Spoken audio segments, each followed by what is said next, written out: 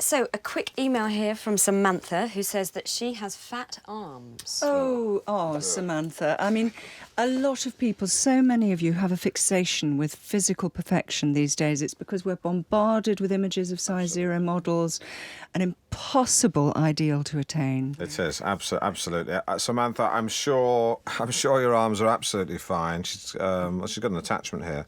So, oh my God, they are vast. Wow. Alan. That's... you've got a lovely face, Samantha. She's got a lovely face. Yeah. I've got to send this to Jonathan Ross. OK, and, we've got a letter here from Lucinda. Lucinda says, I'm 45, but I'm going out with a 23-year-old man. We clicked straight away, but although he's very affectionate, we're yet to make love and he cannot maintain an erection. And I'm worried it's my fault. What shall I do? Well, it's actually very common in younger men, much more so than people realise. Yeah. I mean, these young men look all well and good in the underpant adverts, but when they hit the hay, it's failure to launch. I like it. Sorry, come in here. What do young women make of it all these days? Well, I suppose it comes down to confidence, really, doesn't it? Because I think a younger man can be a bit too eager to please, end up sort of at 6s and 7s. And then an older man, with some experience, is perhaps a bit more at ease with himself. Yeah, and of course we're very fortunate these days. We have Viagra. Yeah, but although do not exceed the stated dose. So you've suffered from that, have you, Alan? No. Well, a lot of men have. I mean, it's nothing to be ashamed of. All right, once. But that was only because I'd already commenced foreplay when I remembered I hadn't renewed my tax disc. But once I put a quick call into the DVLA, lovemaking could begin in anger. I think it's all about making sure the conditions are right, getting the mood right, the atmosphere. Oh, sure. I mean, I'm not going to be embarrassed about this, seeing as we're trying to be grown up about this. There have been times when I've been more rubbery than turgid. I mean, you can't just summon up tumescence like room service. Yeah, and I think it's partly down to the woman to sort of help set the mood a little, help man relax. Absolutely. Yeah, thank you. I mean, it's all about mood. Take the phone off the hook. Put on some easy listening, Carpenter's, Enya, and of course, make sure the heating's on. OK, got another email here from Paul in Swaffham on forced celebrity breeding. This one is Kylie Minogue and David Dickinson to make an Oompa Loompa. Absolutely. Minogue provides the size, Dickinson provides the requisite skin tone and expression. Let's have some Alison Moyet. So rare birds' eggs are being scrambled for Russian oligarchs, and Bill Oddie goes apeshit. He shows up at Claridge's wearing his Twitcher's jerkin, and the pockets are full of every conceivable explosive. I got the picture. He walks in to the buffet area, the breakfast buffet. People turn round. They say, "Isn't that the man from Springwatch?" Someone else says, "Wasn't he once one of the goodies?" "Yeah, not anymore. Now he's a baddie." Seconds later, carnage.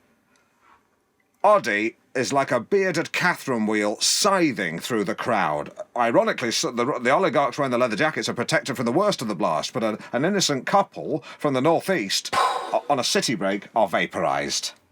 Sorry, are you asking me a specific question? Yes.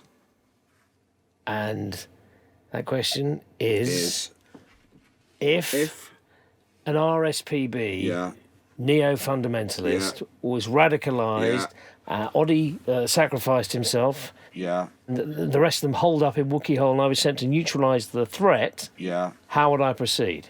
Simples. You really want to know? Yeah, let's hear it. Hand-to-hand combat, commando style. Do you mind if I stand up? No, please. Take the floor. Take the floor. The floor is yours. You have the floor.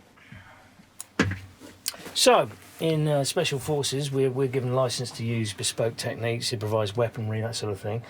My favourite for hand-to-hand combat is this brass knuckle, which I've adapted. I've stuck a protruding blade on one side, very sharp. What I would do is, when I'd attack the first insurgent, punch him full in the face as hard as I could until I felt a splinter of bone, that his nose was truly shattered. And then, as he's toppling backwards, grab hold of him with your right hand and bring my hand back with the blade like an arc across his throat, severing one or preferably both of the carotid arteries. You've got to be careful here because you've got to avoid the squirt of the jet of blood because, you don't want to be blinded moving on to the next fella. It's quite weird, this, actually, because if you get it right, the neck opens up completely, yawns back like a Muppet's mouth. Oh, my God. So then you let them drop, take care not to trip over them. I've seen that happen. And then you repeat and adapt, you repeat and adapt, you repeat and adapt, you repeat and adapt, you repeat and adapt, until the cave is clear. It's very bloody, but it's quick and it's quiet, and that's why I like it.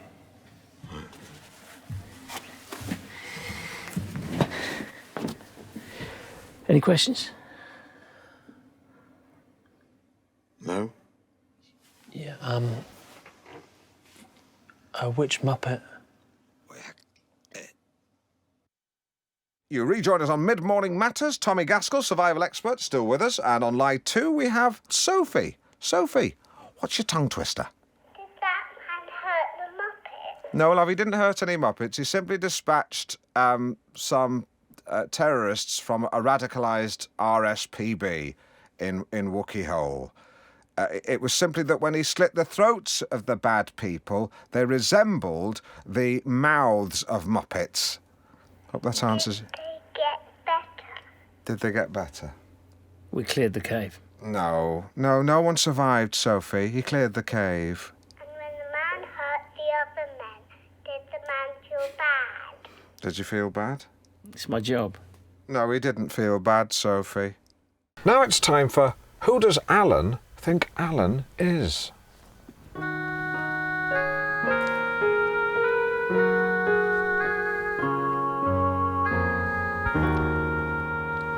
Who do you think you are?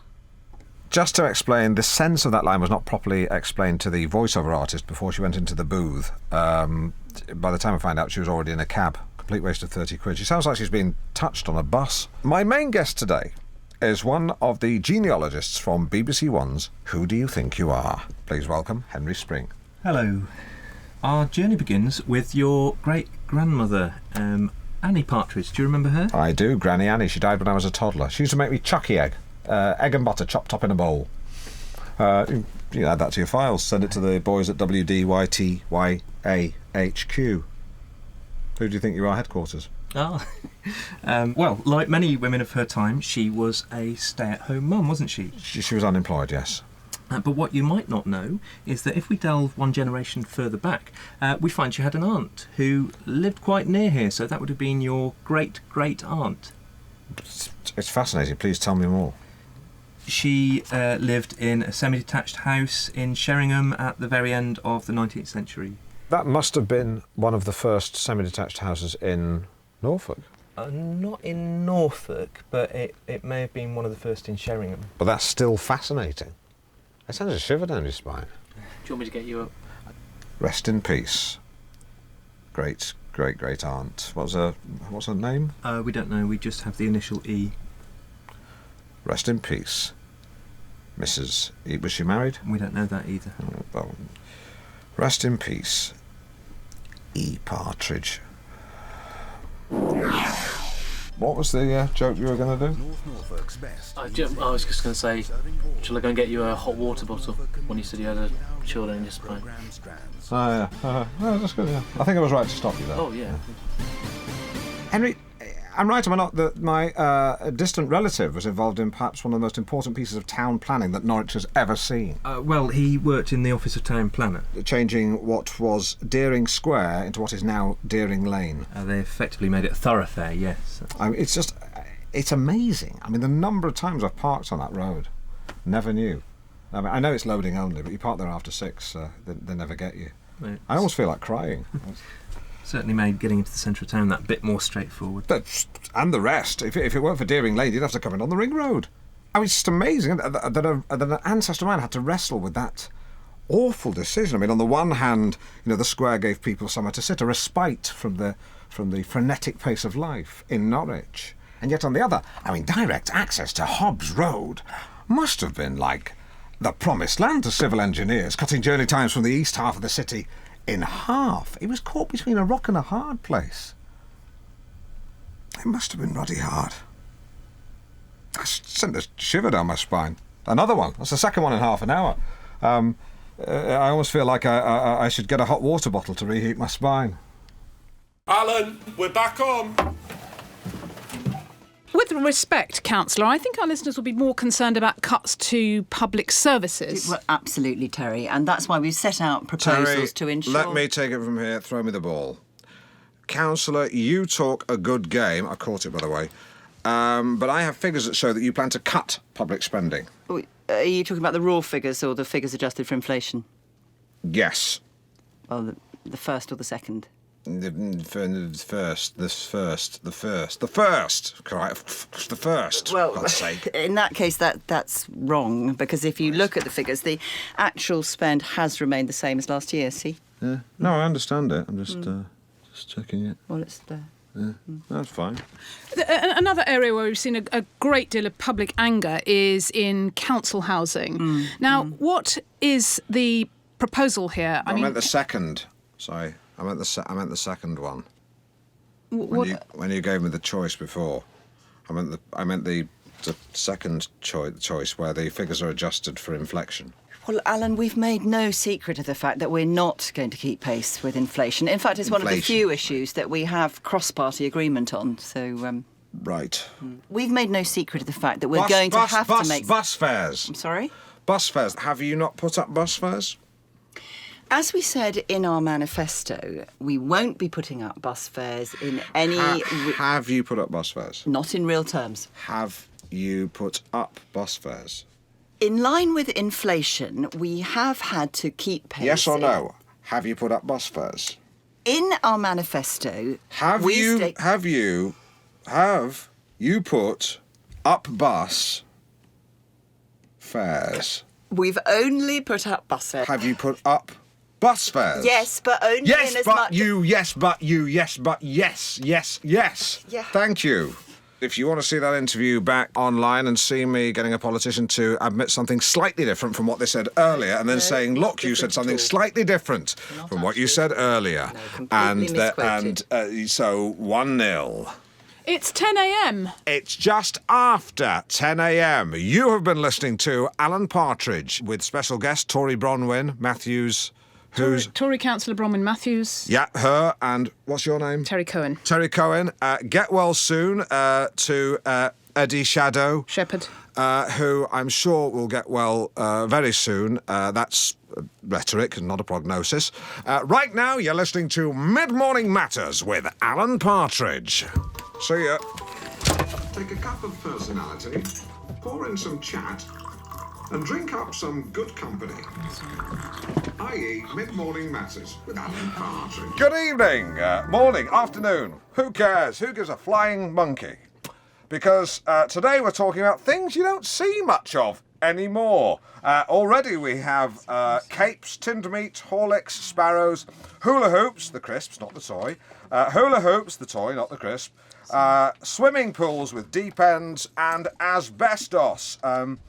We'll be asking, should we bring some or all of them back? So do please text, Twitter, spam, fax, page, write, and or email